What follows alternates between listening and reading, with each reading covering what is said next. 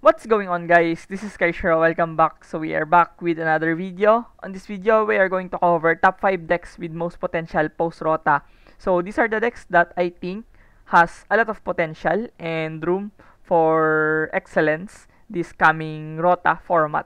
So these decks might be a problem, quote unquote, might be a problem in our metagame due to how they possess a good amount of potential and adaptability towards the current metagame. So the theme of our video will be a Fiendish format. So the Rota format will be crept with Fiend Smith, and it will eventually go that way. So without further ado, let's start. So moving on our top 5, we do have Goblin Bikers Fiendsmith. So a relatively new deck in our format, considering that Goblin Bikers and Fiendsmith will both get new support this Rota. So moving on our sample, yeah, we are going to have sample deck list here on our video. So before we proceed, please take a grain of salt on our deck list provided here because it is very early on in the metagame before Rota. So the deck lists are not yet solidified or standardized. And also the deck building tendencies here are catered towards my preferences and my philosophy on deck building. So without further ado, moving on towards our strengths of this deck, it is guaranteed that you have improved consistency. The Goblin Biker will get new consistency cards and improve resiliency, and also the Fiendsmith will also be more tangible moving forward for this deck. And also it can bring up uncanny interruption, so various ways of interrupting the opponent. And also I think that would be very beneficial to navigate towards the other meta decks and stop them from comboing off or playing the game. And also Goblin Bikers has a lot of unique interactions that could possibly make a lot of damages towards the other decks in this meta. And also a very unfamiliar deck, so like I've said earlier, this is a very new deck to us, and Goblin Biker is not a meta threat before, and I think it will be a very huge surprise factor moving forward when this deck can find its groove and perform really well on the early stages of Rota format. But it also comes with weaknesses. Not the best Fiendsmith deck at the moment. I'm going to be honest. There's like 10 better Fiendsmith decks that you could play over this. But yeah, I think it can really bring up the best potential of Goblin Bikers with the new support and also paired with the Fiendsmith engine. And also can be very fragile against hand traps. So yeah, Maxi, Droll, Nibiru, even Imperm can literally end the turn of this deck. So you are going to take this deck with precaution against hand traps. So moving on towards our top 4 on our list, we have Orcus Fiendsmith. So I have seen a lot of people in Twitter or X that have speculated that Orcus Fiendsmith will be a thing moving forward from the new support of Fiendsmith, gaining the Lacrimosa card. It will eventually make the Orcus better, and also the new Dominus card that will be very viable towards the Orcus having no light and such targets on their attributes. It will be very sufficient towards the hand trap ability of Orcus, and the notable strength is it is comfortable regardless of the die roll. So can comfortably go first, set up multiple interruptions, omni negates, sending cards to the graveyard, banishing, and I think it's phenomenal on that department. And the going second as well is not a thing to be frowned upon because you have Droplet, you have the Dominus, you have the Imperm, the Droll, all of those stuff, especially the Droplet, will be very pivotal towards your navigation when going second on this deck. And also the Orcus can literally make one card access code combo, and it's really strong when we put it on that perspective, considering that you have Fiendsmith, a free special summon and engine paired with the one card combos of Orcus. It's really strong. And also top notch recursion and recovery once you don't finish off this deck and you left the deck with a room for comeback, and they will have a lot of recursions and also follow throughs coming from the graveyard, and it will eventually out resource you and make a way for them to come back into the game. And also a promising mid-range deck, so it is very promising. It is like a deck that will be here in the meta game no matter what happens because they are a mid-range deck they could adapt their staples and hand traps and utility cards towards the environment that they are playing, and also suited towards the meta game that they are playing. So yeah, it can adapt very well. And also, the weaknesses of this deck is Droll and Nibiru are devastating. Of course, Droll against the Finsmith is really devastating.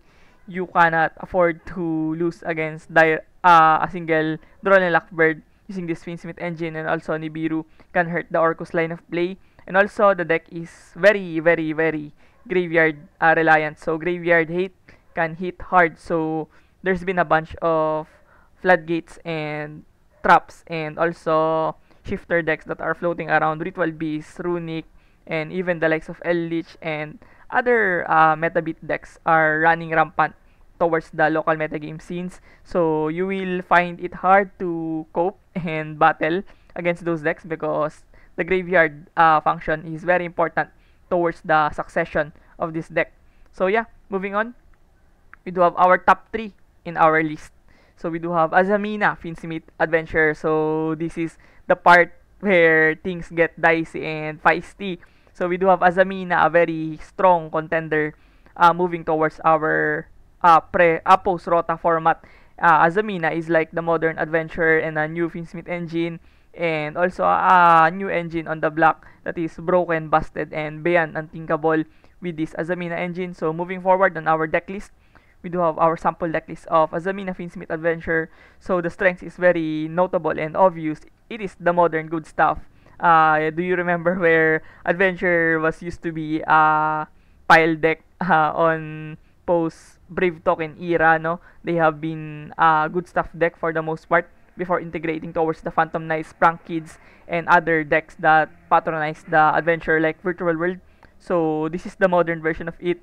The 2024 Gen Z, Gen X, I don't know what to say. This is the modern good stuff deck, and it is here to dominate all aspects of the engines of these three of Azamina, Finsmith, and Adventure, and engines that meshes well together. It goes without saying these engines are really complementing each other without too much drawbacks, without relying on each other to make a very formidable deck moving forward on our Rota format, and also lots of room for potential. So we are not yet really knowledgeable and solidified on stating that this deck will compete, but that's also the bigger elephant in the room on this deck. It is still rooms to improve, and also lots of ways to determine that this deck is the real deal or a legitimate contender. But the problem would be, of course, breaking issues. You do have 3, possibly 4, no, when you count the Sinful Spoils engine on this deck. So you do have a lot of bricks and garnets towards the deck, like Dracobak, and yeah, other stuff here can be quite breaky. But on the flip side, you do have the Luri, the Majesty Fiend. Those are the 2 saving grace when you start with the Finsmith line. So you could cope, yeah, you could cope with those breaking issues. And also, no real core. We don't have Snake Eyes, Yubel, and other real core in this deck. So a core doesn't supplement this deck. So you will rely on your engines to make things work for you and start your play. So on that regard, you do have a lesser grind game, and also a more weaker approach towards the core of other decks. So yeah, looking on our list, I played the Sphere mode, which is very inevitable for this deck because you don't really consume your normal summon too much. So Sphere mode is free. It's been the trend recently on the recent WCQ Asia Finals. The Trescase players and even other Finsmith players have opted to play the Sphere mode in their side deck to out the board of Yubel Finsmith, Snake Eyes Finsmith, and Rescue Ace Finsmith. So it is a very, very strong going second card, and lots of floodgates cannot approach or cancel out this Sphere mode. So moving on towards our top 2 in our list, we do have none other than Tenpai Dragon. A revamped and a more better version of Tenpai Dragon awaits us this coming Rota. So without further ado, let's start on our sample deck list. So we do have Tenpai Dragon, absolute, abysmal way of deck building and representation of a deck, no? So it doesn't care about the die roll. It is the biggest aspect and notable strength of Tenpai Dragon. Whether you lose the die roll, you win the die roll, you go second anyways. So it doesn't matter. You're always going second on this deck, except for some really niche occasions. And also improved staples. You do have the Dominus and also the new Multichami or Mulcharmy, yeah, if I'm not mistaken. It kept on changing names on TCG. So yeah, you do have two new staples that will improve the deck and the hand trap ability of this Tenpai Dragon. More improved draw power, more improved interruptions from the Dominus Purge. So really insane. You now have the second copy of Maxi and a new Ash Blossom in a sense. So also a staple deck. So like I said earlier, it is very abysmal to look at half of your deck or more than half of your deck are staples, hand traps, staples, utility cards. All of those are non-engine. So yeah, really strong. You could definitely fit in depending on your environment and metagame. If you're playing towards a more back row oriented metagame locals, no, you can fit in Lightning Storm. And also if your format does have a lot of Omni Negates, you could slot in the Forbidden Droplet. So very flexible. Lots of ways to innovate and improve the deck aside from this very standard and generic deck list that you have seen on your front of your screen. So I think it has a lot of ways to make the Tenpai Dragon adaptive and more congruent towards the metagame scene that you are playing against. And also, it comes with weaknesses. It may struggle going first, of course. You are a going second deck. You will rely on going second, breaking boards, hand trapping the opponent, choking out their choke points. So you will struggle definitely going first. You don't have really a board that you could rely on except for the pass of sphere modes. So you do have a little too minuscule ways of interrupting the opponent aside from that. And also prone to hand traps. You now have one Sangen Summoning. Very, very important card for this Tenpai Dragon. Sangen Summoning definitely mattered a lot to the loss of Tenpai Dragon on the ranks of this deck on the metagame chart. Before they used to be the top one or the best deck on that metagame. But post ban list, it changed a lot. And Tenpai Dragon is trying to cope and still compete on their ranks as the one of the best decks in the format. So moving on towards our top one on our list, the best deck with most potential, and you will definitely going to see why. It is none other than Snake Eyes, Fiendsmith, Azamina.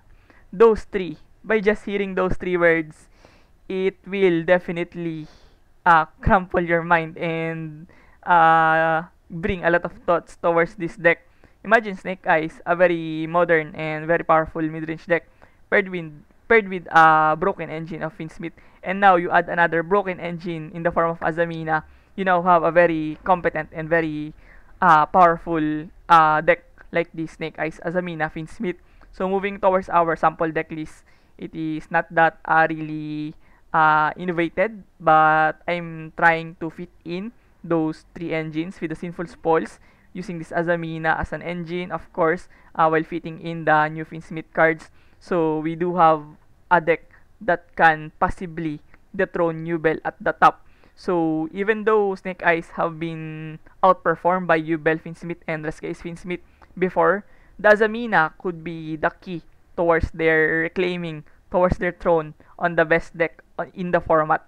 So it could possibly go that way, considering that Azamina is very broken and very sufficient to improve the consistency and resiliency of the Snake Eyes. And also, it is an engine that definitely improves the ceiling of this deck. And also, consistency is unmatched. Goodness gracious. You do have a lot of starters in this deck. You have a lot of ways to start your plays.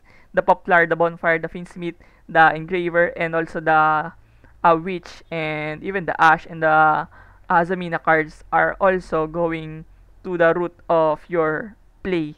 And it is very explosive. I cannot fathom how explosive this deck can be with those three engines, and it's really ridiculous. Once you see this deck post Rota, you will definitely see what I am saying. And also, it still has rooms for non-engine, so that's the scary part. No, you are playing already 3-4 engines on this deck, and you still have rooms for Droll and Veiler, it's really ridiculous and yeah, really crazy. Considering that you are a mid-range deck with a very explosive plays through and also still plays 3 engines on the deck, it's really crazy. Yu-Gi-Oh have gone too far and a really unthinkable way of making a deck sell and yeah, dominate the meta game.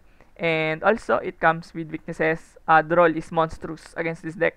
You do have a lot of ways to add your cards, but on the expense of that, you are definitely losing bad against one single draw. Lockbird could potentially kill your turn or end your turn, and also has targets on its back. So we all knew how impacted the Snake Eyes is and the Sinful Spoils is towards the metagame of the previous format.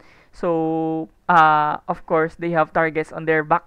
People have been very familiar towards the Snake Eyes, the Sinful Spoils, and also they can relatively get touch from the ban list this coming October. I know it's far, but it is still a concern if you are a budget player and also you're just trying to have a competent deck in this meta. So I think this is not the best deck that you could invest at when you dive towards this meta as a returning newbie or a budget player. So yeah, it is definitely risky to invest too much on this deck, considering that it is also very expensive right now.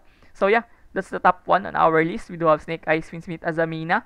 So thank you for watching this video. If you found this video informative and helpful, please consider subscribing into my YouTube channel. It definitely motivates me a lot to keep going and provide these contents for you guys. So thank you for watching. See you in the next one. Peace.